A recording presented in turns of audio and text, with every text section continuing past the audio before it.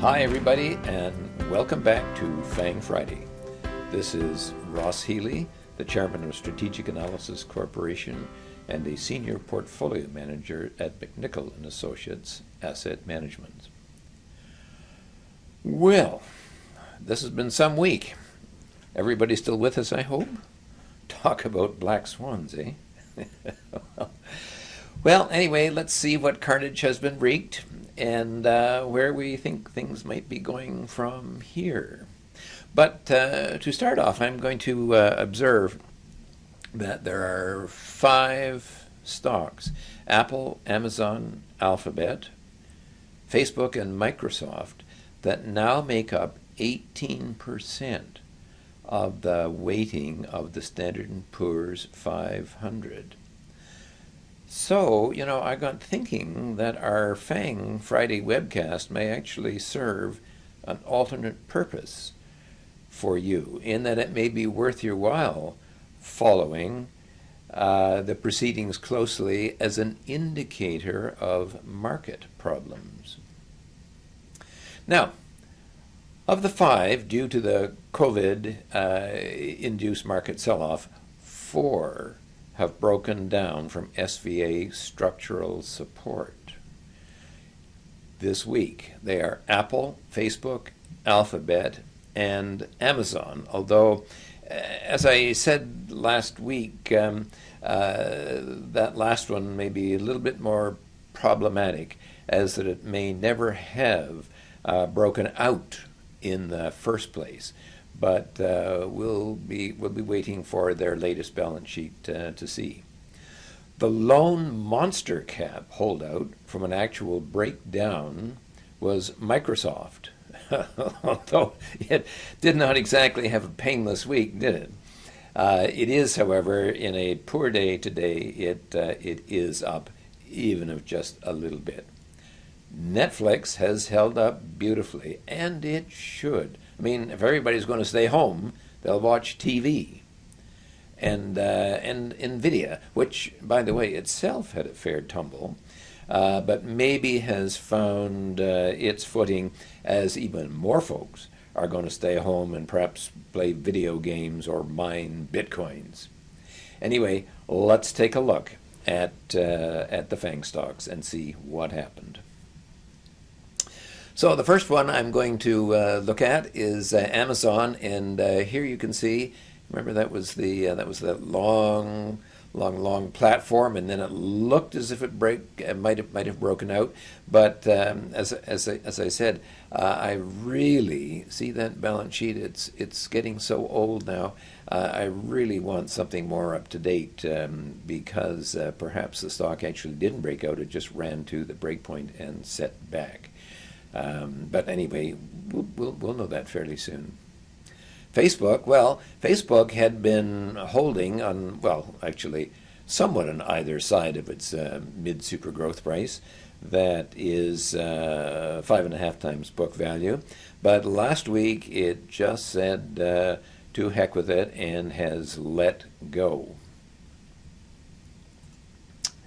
Alphabet, same thing. Remember, I said I was kind of maybe hoping that it might go a little bit higher, but Alphabet in a long time, in fact in the last 10 years, has actually never managed to get one breakpoint higher, that is to get to its low super growth price. So, its mid super growth price. So that might have been it anyway. Anyway, that stock has let go too, and it too has fallen below its key support breakpoint. Apple, same thing.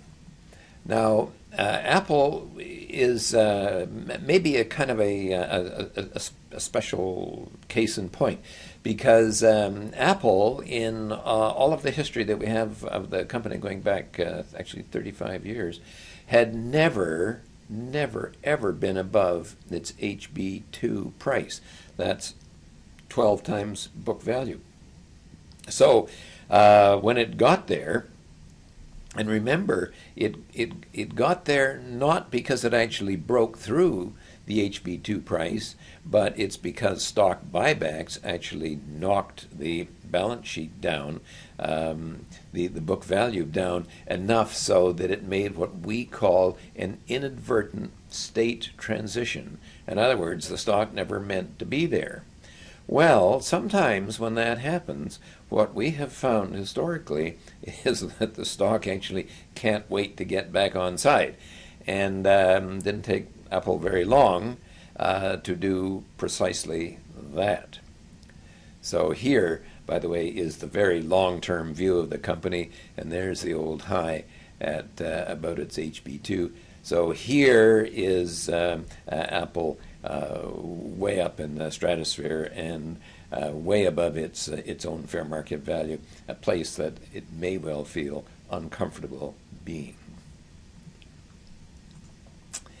Microsoft, well, Microsoft kind of crashed because they withdrew their guidance, but it has only fallen back down to its HB1. That's 10 times book value, and that's the place that you'll remember it broke out after months and months and months of kind of dithering there, but never breaking through.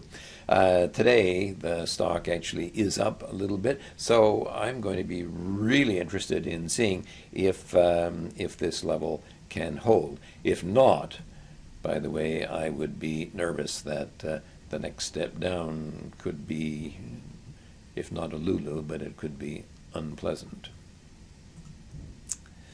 Netflix, well, here is the star of the show, or home movies anyway, whichever one that you want, holding up nicely as people stop meeting and going to movie theaters and are staying at home. And finally, NVIDIA had a beautiful run. I had thought that it had a really good chance of getting up to its HB3, that's 16 times book, but that just has not been in the cards, and the stock crashed back down again to its HB2. But today it actually has been quite strong.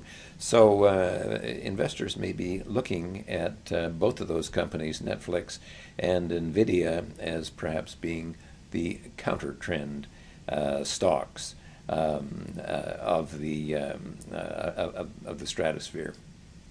Anyway, before I finish, I would like to leave you with a sort of a big picture SVA market observation. Some time ago, I did tell you that from our point of view, there are two key market breakpoints. The first is the fair market value for the S&P 500, and that is 3150. But unfortunately, of course, that's a kind of a slippery number because it's based on analysts' earnings estimates. But the second key breakpoint is what we call the mid-growth price for the Standard & Poor's 500, and that is 2.5 times book value, the same as it is, by the way, for any stock. And that is a hard number. And in the past, it has served as both powerful support on the way down, if the market's on the way down, and powerful resistance on the way up. In the 2000 bear market, on the way down from the top, the mid-growth price actually provided a 2-month stop and rally level, which of course, by the end of it, kind of convinced everybody that the bear market was over. Well, it wasn't. Well, that price for the Standard & Poor's today is 2650. So if the market does not stop here today, or very, very shortly, as on Monday or something, then that place, that stop, may well be needed to provide support if the decline persists, as it did in the 2000 bear market. However, I'm sure that if, as, and when the market does rebound there, and I'm assuming that it will, as it certainly has in the past, then market technicians will be out taking kudos for what is actually an SVA event, because 2650 also happens to be the 200-week moving average for the Standard & Poor's 500. I also calculated how far the FANGs would have to fall, those that had broken support, to reach good support themselves. And it's almost the same percentage decline that the S&P would have to go to reach mid-growth support. That is something in the order of 9 to 11%. Something to think about. Anyway, last week I finished with a gold commentary, and gold bullion has indeed hung in better than the stocks, although today it certainly has given one pause to think. But my top choice, Barrick Resources, which I showed you last week, has acted like a brick. Even if my juniors were, well, they acted like junior stocks in a bear market. Anyway, wherever we are tonight, it probably ain't over yet. No ladies of any sort are warming up to sing, or countertenors either, come to think of it. And by the way, if you're wondering where that came from, I saw a superb opera, Akhenaten, by Philip Glass, that featured an amazing countertenor. So I thought I would just kind of throw that in. If you'd like to see more of what you have seen today, you can get information at strategicanalysis.ca or phone me at 416-489-3603. Or if you're in downtown Toronto, drop in to see me at 130 Bloor Street East. And keep in mind that our fees, our advisory fees, are fully tax deductible.